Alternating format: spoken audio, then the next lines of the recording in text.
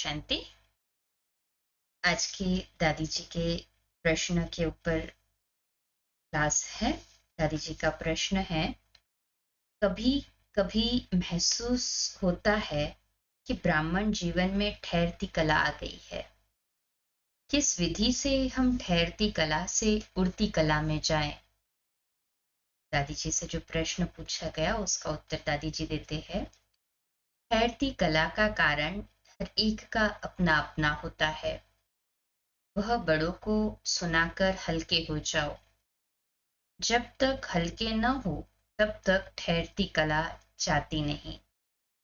जैसे कोई कांटा होता है, चुभता रहे, हम निकालने की कोशिश न करें तो दर्द होता रहेगा। वह दर्द वाली लाइफ पुरुषार्थ में मदद नहीं करती।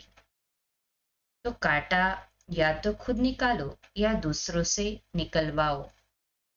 जो कारण है उसे स्पष्ट कराओ। बात स्पष्ट होने से रियलाइजेशन से रुकावट समाप्त हो जाती है। कहीं ना कहीं अटक जाते हैं ना, कांटा लग गया मन आगे चल नहीं पाते, इसके लिए रुक जाते हैं। देह अभिमान भी क्या है, बहुत बड़ा कांटा है। किसी ने कोई बात कह दी, हर्ट हो गई या और कुछ भी कारण हो जिस वजह से हमें हर्ट की फीलिंग आई हो, रुक गए है ना, उसका स्पष्टीकरण लो। स्पष्टीकरण लेंगे तो रियलाइजेशन आ जाएगा, तो रुकना भी समाप्त हो जाएगा, आगे बढ़ सकेंगे। दूसरा प्रश्न है दादी जी से, कई बार हमारे संकल्पों के हवाई किले होते हैं या काल्पनिक होते हैं, उसमें सत्यता है या नहीं, कैसे पता चले? संकल्प करते तो संकल्प सिद्ध होने वाले हैं या हवाई किले हैं या काल्पनिक है, कैसे पता चले? दादी जी उत्तर देते हैं, कईयों के पास्ट के, चाहे इस समय के, यह कड़े संस्कार होते हैं जो अपने को समझदार व राइट सिद्ध करते रहते। कोई भी बात होगी उसमें अपनी बात जरूर डालेंगे। ये बहुत बुरी बीमारी है। जो बोलो वह सच बोलो। बोल में अपना भाव मिक्स न करो। ब्राह्मणों में यह बीमारी है जो मनगढ़ंत बातें, काल्पनिक बातें, अपने मन के भाव किसी भी बात में ऐड कर लेते हैं। इससे बहुत नुकसान होते हैं। परमात्मा से जो सच्ची प्राप्ति होनी चाहिए उनसे वंचित हो जाते। मनगढ़ंत बातें देह अभिमान की निशानी है। इसमें दूसरों प्रति रहम भावना नहीं रहती। तो जिसके प्रति बोलूं समझ कर बोलूं, उसमें अपना भाव ऐड न करूं। जितना अंतर्मुखी बनते तो महसूस होता है कि इसमें हमने इतना मिक्स किया। जिससे प्यार कम होगा उसकी बात बढ़ाकर बताएंगे। प्यार होगा, जिससे प्यार होता है कम होगा उसकी बात क्या करेंगे, बढ़ाकर बताएंगे कि इसने ऐसा किया, इसने वैसा किया। और प्यार होगा तो कम बात बताएंगे, उसकी कम बुराई करेंगे या कम संकल्प वाली बात बताएंगे। किसी के प्रति बुरा सोचते हो तो उसमें मिक्स जरूर होता है। कोई फिर हवाई किले बहुत बनाते, मैं यह करूंगा, अरे जो करना है वह अब कर ले, ऐसा न हो नशा चढ़ जाए। कई अकड़ भी बहुत दिखाते हैं, अफसोस भी बहुत करते हैं। सच बोलने वाला, सच सुनाने वाला, सच को जानने वाला, सच्चे साईं को सामने रखने वाला न मनगढ़ंत बातें करता है न उसमें विश्वास रख हवाई किले बनाता है। तीसरा प्रश्न है, साक्षात्कार में भी क्या मनगढ़ंत बातें मिक्स हो जाती है? हो सकती है साक्षात्कार में मनगढ़ंत बातें मिक्स। दादी जी उत्तर देते हैं कि वो भी तो संकल्प होते हैं ना साक्षात्कार में भी, बट ऑब्वियसली मिक्स तो हो सकती है ना। तो दादी जी भी उत्तर देते हैं, हाँ, कई बार जिनमें मिक्स करने के संस्कार होते हैं वह साक्षात्कार में भी अपनी बातें मिक्स कर देते हैं। इसलिए बाबा कहते, ध्यान से ज्ञान श्रेष्ठ है। ज्ञानी तो आत्मा तो सत्य का शौकीन होता है। वह योग युक्त रहने का पुरुषार्थ करता है। अपना काम है फ्रांस के भी सभी रहस्यों को समझ लेना। जो है वो यथार्थ समझे, मिक्सिंग न हो। चौथा क्वेश्चन है, ब्राह्मण कभी कोई भूल करते हैं तो करेक्शन करनी पड़ती है। किस बात में हम करेक्शन करें, किस बात में नहीं? उत्तर है दादी जी का, वास्तव में करेक्शन कोई कर नहीं सकता है। छोटी छोटी बातों में करेक्शन करते रहना ठीक नहीं। कोई है जो करके सिखाते हैं तो अपने आप दूसरों को सीखने को मिलता है। संग से भी सीखना होता।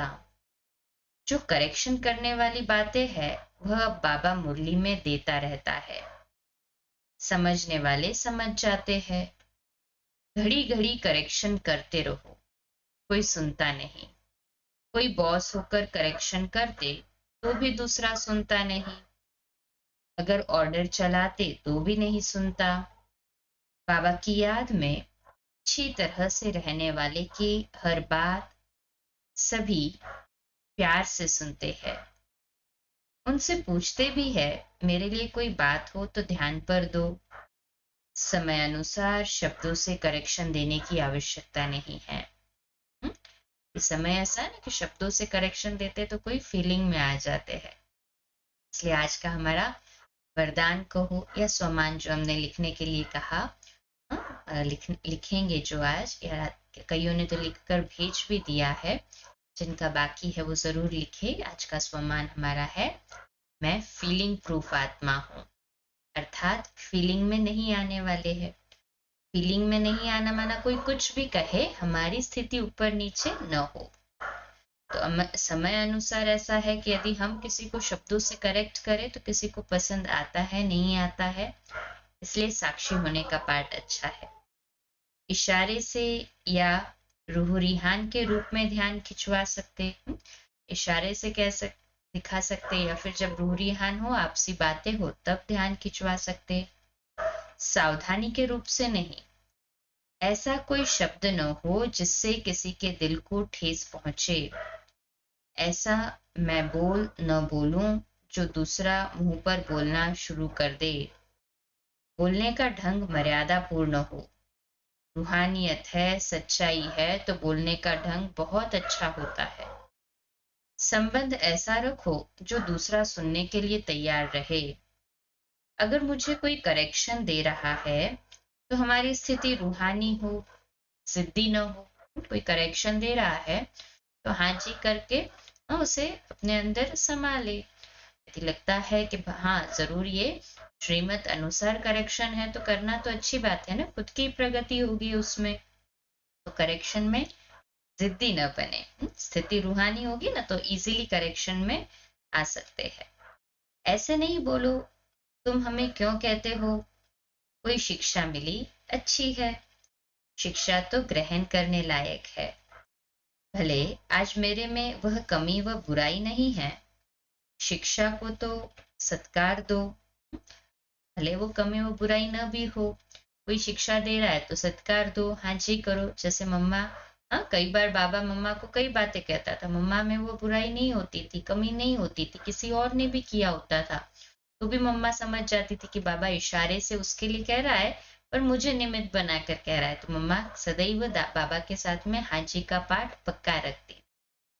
हमें भी तो फॉलो मदर फादर करना है ना। ब्रह्मा बाबा और मम्मा हमारे सामने एग्जाम्पल्स है साकार के फॉलो करने के लिए। कोई शिक्षा दे रहा है तो उसका सत्कार करो। फल देने वाले का भाव अच्छा न हो, हम अच्छे भाव से लेवे। कई बार ऐसा महसूस होता है ना कि कहने वाला जो है वो कोई अलग शब्दों में कह रहा है, जो कभी चुप भी सकता था पहले, परंतु अभी हमारी जितनी स्थिति रूहानी होगी वो चुभेगा नहीं। देने वाले का भाव कैसा भी हो, हम अच्छे भाव में ले, उसका तिरस्कार न करें। फल छोटा है या समान आयु वाला है, शिक्षा या अच्छी राय दे रहा है तो सत्कार देना चाहिए। इससे हमारा आपका रिलेशन अच्छा रहता है। रिगार्ड देना अपना फर्ज है ना? रिगार्ड देने का फर्ज अपना ही है। हाँ जी बाबा, हम ही तो देंगे ना रिगार्ड। रिगार्ड देना ये मेरा फर्ज है, ये समझ कर रिगार्ड देंगे ना तो कभी भी फीलिंग में नहीं आएंगे।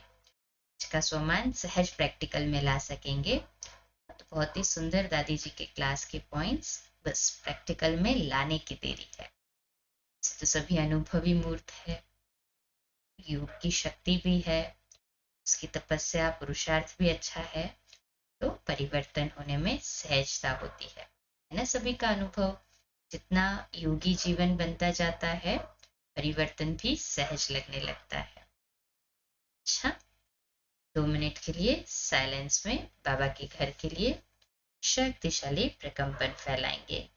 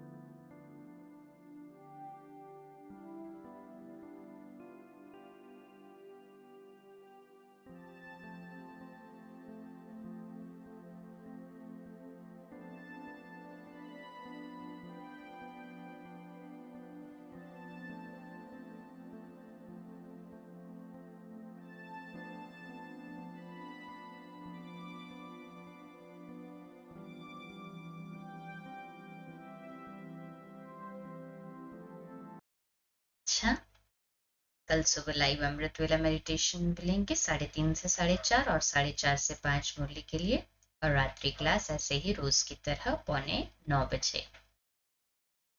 ओम शांति, शुभ रात्रि।